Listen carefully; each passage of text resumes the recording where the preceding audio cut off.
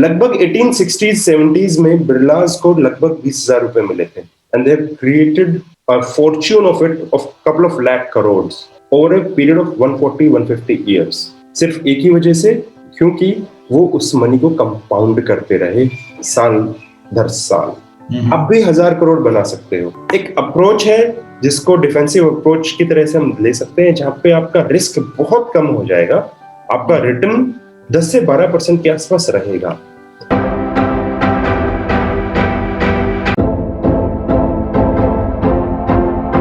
My name is Anuj Narula. Today, I'm having with me Mr. Rahul Chauhan, a very good friend of mine and a share market investment expert. He is married to a school teacher who is secretly a poet at heart. Yes, they together have a grandmother. Yes, and you know what's her age? She is just 9 years old. Professionally, he educates people on benefits of investing in stock markets in India, especially for long term, which I feel is worth, especially when we talk about stocks, which he call as value and growth investment style. And I truly appreciate that. I mean, the particular style he has given the name, that is truly admirable. He is on a mission to educate the 10 lakh Indians to become shareholders in Indian companies, showing them the path to be truly Atmanirbhar.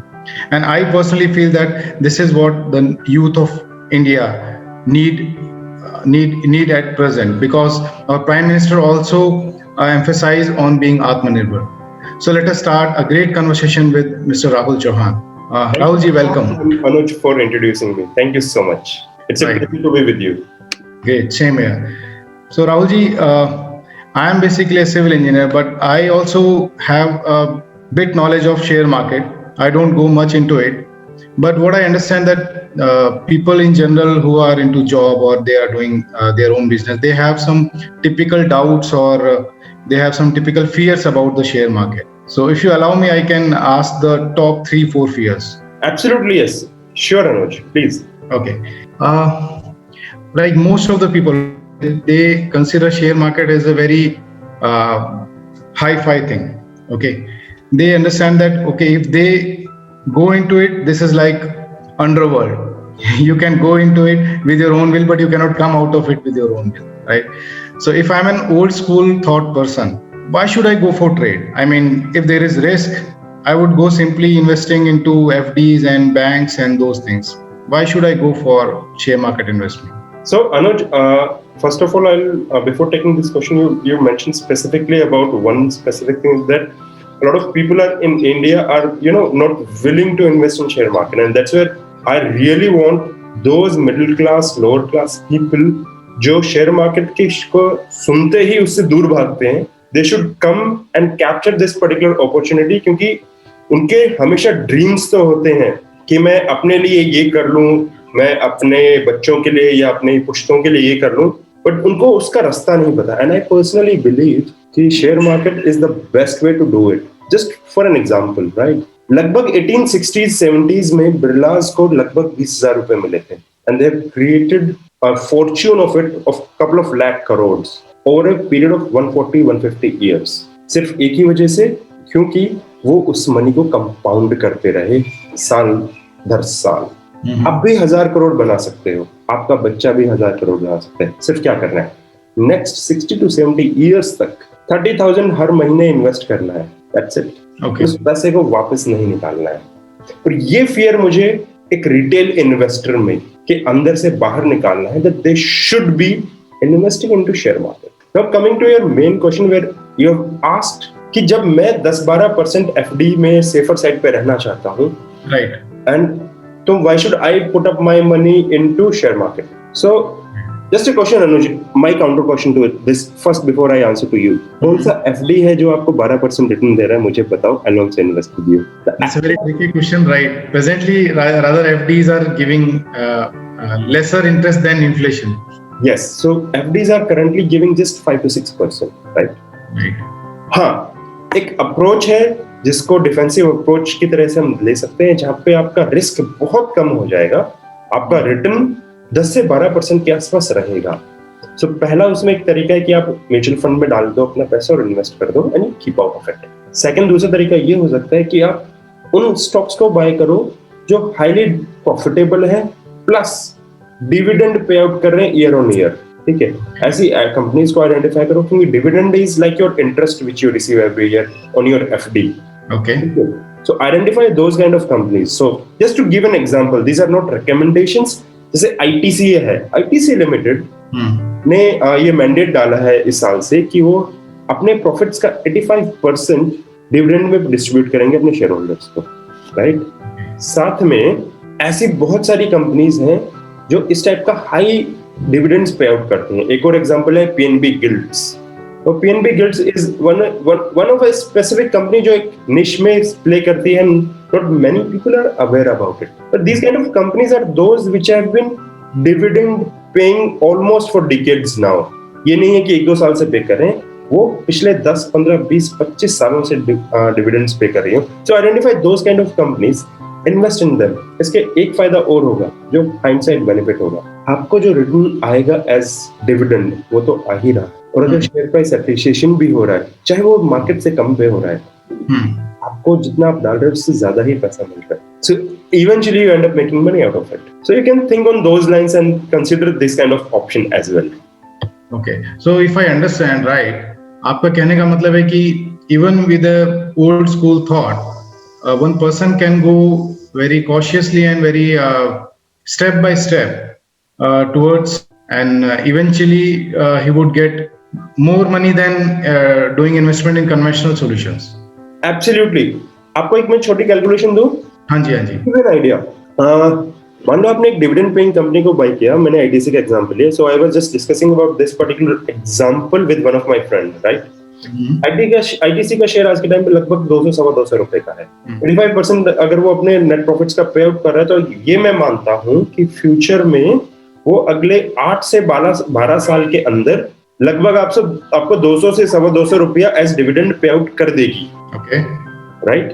पर उस time पे जो price होगा share price का, सो आपको अपना principal amount 200-250 पर share जो आपने बाय किया है, एक शेयर मान लो आपने बाय किया, तो 200-250 तो आपको वापस आ गया है, राइट। उस टाइम पे भी कुछ शेयर प्राइस होगा, वो आपका पैसा बन गया, वो एडिशनल हो गया, राइट। ये कैलकुलेशन आप सभी डिविडेंड पेइंग कंपनीज में कर सकते हो एंड फिगर इट आउट कि वो 8 से 12 साल के अंदर आपने जो स्टॉक में उसमें पैसा डाला है वो पर स्टॉक आपको वापस मिल जाए, and that should be the strategy. Got it. ठीक है, कई बार ये एक अलग सा चैलेंज आता है, जैसे मुझे जो लगता है, जो हम टेक्निकल फील्ड से जो हम लोग प्रोफेशनल्स हैं, we are too much engrossed with our work, और हमें ये तसल्ली नहीं हो पाती है कि हम अगर किसी को अपना शेयर मार्केट के लिए किसी को असाइन करते हैं तो he would be the right person to take the decisions, और हमें नॉलेज नहीं है तो we don't get that comfort कि हमें we should jump into it. तो इस तरह के केस में क्या करना चाहिए? अनुज, आपका बहुत ही बेहतरीन सवाल है ये जी, thank you. I understand, because इसी थॉट प्रोसेस से मैंने भी स्टार्ट किया था। I am more comfortable investing my money myself, someone else putting their own money. ऐसे केसेस में आप 2 चीजें कर सकते हैं। पहला ये, अगर आपको किसी और को पैसा नहीं देना है तो आप खुद से इन्वेस्ट करो। खुद से इन्वेस्ट करने के लिए आपको इसमें फिर से 2 चीजें करनी पड़ेंगी। पहली चीज ये कि आपको चीजें सीखनी पड़ेंगी। अगर आप सीखना चाहते हो, that's where people like us who educate people on these kind of things, वो रियली से सीख सकते हो। अच्छा, ओके। इसमें एक प्रीकर्सर ये होता है कि आपको ये पता होना चाहिए कि आपको कौन सी इन्वेस्टमेंट स्टाइल आपको सूट कर रही है और आप किस में ज्यादा कनेक्टेड फील करते हो। I am more comfortable with value and growth investment, पर बहुत सारी स्टाइल्स और टेक्निक्स हैं। Identify that first and then move forward. Second जो इसमें आप कर सकते हो, you being yourself a highway engineer, right. आप बहुत सारे प्रोजेक्ट्स में कॉन्ट्रैक्टर्स की हेल्प करते हो, आप ऑडिट्स करते हो, आप बहुत सारी चीजें उनके प्रोजेक्ट्स में काम करते हो, right. So you know how these things work, कि बहुत सारे जो प्रोजेक्ट्स हैं हाईवेज के, वो BOT पे काम कर रहे हैं, बिल्ड ऑपरेट ट्रांसफर, या वो PPP मॉडल्स पे है जो पहले होता था यूजुअली, राइट।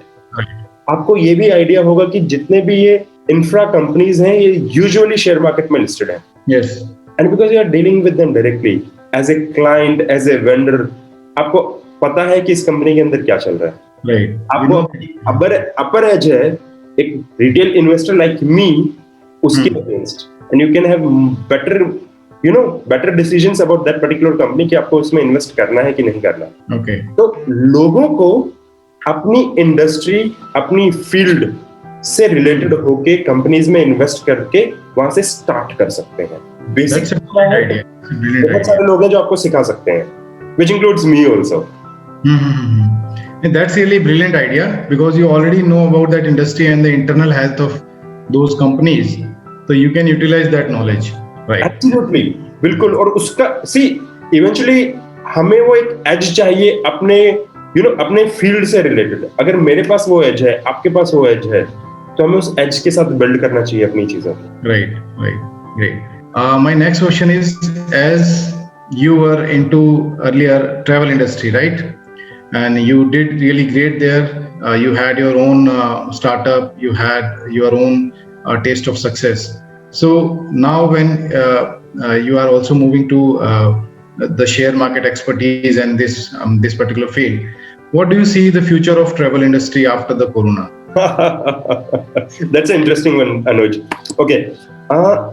मेरा पर्सनली ये मानना है, that's my personal view, कि travel as an industry would take a lot of time to come back on its feet. Just to give you an example, right? अभी कोविड की second wave चल रही है, which is much dangerous, much faster, और पूरे India में एक panic एकदम से क्रिएट हो गया है. ठीक है, मार्च के फर्स्ट वीक तक जहां 10,000 केसेस थे, अप्रैल के मिड तक आते आते 3 लाख 3.25 लाख केसेस आ चुके हैं ऑलरेडी. तो the point is, travel industry की अगर हम ट्रैवल कंपनीज की बात करें तो उसको हम 3 चीज में डिवाइड कर सकते हैं: airlines, travel agents and hotels. सबसे पहले मैं बात करूंगा ट्रैवल एजेंट्स की. ट्रैवल एजेंट सर्वाइव करते हैं जब एक ट्रैवलर ट्रैवल करता है, maybe on his honeymoon, maybe on his leisure trip, और वो अपनी बुकिंग्स कराता है कि ठीक है यार, आप सारी चीजें मेरे एंड पे मैनेज करो. इसमें एक बहुत बड़ा मार्केट है, न्यू वाइज आता है इंटरनेशनल मार्केट से. पिछले 10-12 महीनों में इंटरनेशनल मार्केट में कुछ ज्यादा चीजें नहीं हो रही है. How do these guys make money? It's difficult. Similarly with airlines, 3 महीने पहले लॉकडाउन रहा, फिर मार्केट्स ओपन हुए तो set of airlines, set of destinations open हुए, उसमें इंटरनेशनल फिर भी ज्यादा नहीं खुले, और उसके बाद दोबारा वही सिनेरियो आ गया जो लॉकडाउन के टाइम पे था. चीजें, थिंग्स वर टाइटर, राइट. तो it's risky situation again for airlines, और airlines historically have been bleeding money globally, right. Third is hotels. ना होटल्स में एक इंटरेस्टिंग केस बनता है. पहला ये, अगर होटल चेन है या होटल है and it's surviving because it's a leisure destination, तो वो फिर भी 2-3 साल में पिक करने लगेगा. But if it's a business destination, business travel पे फोकस है वो, the pain is longer for these guys. हम लोग घर में उब चुके हैं, साल भर से बंद हुए, तो हम शायद कुछ दिनों के लिए एक छोटी डेस्टिनेशन पे जहां एक होटल बढ़िया मिल जाए और हम सेफ रह सकें, I'll be okay to drive down. ठीक है. अगर हम उस फ्यूचरिस्टिक पॉइंट ऑफ व्यू से सोचें, मेरा पर्सनली ये मानना है, ट्रैवल को वापस आते आते लगभग 2025 या उससे ज्यादा हो सकते हैं बैक ऑन इट्स फीट. और अभी इस सिनेरियो में क्या हो रहा है, इस सिनेरियो को मैं अपने उसमें बोलता हूँ zero sum game. Zero sum game, सिर्फ जीरो सम गेम. ओके. और उसका एक स्पेसिफिक कारण है, बहुत सारे लोगों की जॉब्स गई हैं ट्रैवल इंडस्ट्री से, and they have been working in travel industry for decades. पिछले 1 साल से उनके पास कोई कैश फ्लो नहीं आया है खास, राइट. सैलरीज नहीं है, जॉब चली गई है, राइट. वो लोग भी क्या कर रहे हैं कि अपने ट्रैवल पैकेजेस खुद से दे रहे हैं कि ठीक है, एक होटल के साथ टाइप कर लिया उन्होंने, सेल किया कि ठीक है, जो भी पैसा बन जाए I am okay with it, right. मुझे बहुत सारे व्हाट्सएप आते हैं, आई एम श्योर आपके ग्रुप में भी बहुत सारे लोग ऐसे व्हाट्सएप भेजते हैं, right. Now consider this, traveller का साइज श्रिंक हो गया है क्योंकि lot of people are not travelling, और प्रोवाइडर्स एकदम से बहुत ज्यादा बढ़ गए हैं, and they have not money for a longer duration. Eventually आप ये बोलते हो ठीक है यार, नुकसान में सही, मार्केट में थोड़ा घूमने दो, नाम ही बन जाएगा शायद 1 साल के अंदर, 1.5 साल के अंदर, and then we'll see to it. That's right. Nobody ends up making any penny, and you eventually lose a lot of money there. And hence, I personally call it as a zero-sum game, जो मुझे लगता है अगले 3-4 साल इस industry में रहने वाला है. So that's my personal view on this. Okay, great. I think you have given much of insights about share market, especially for the people who are thinking since long to start, but they are not starting. Even the people, professionals like us.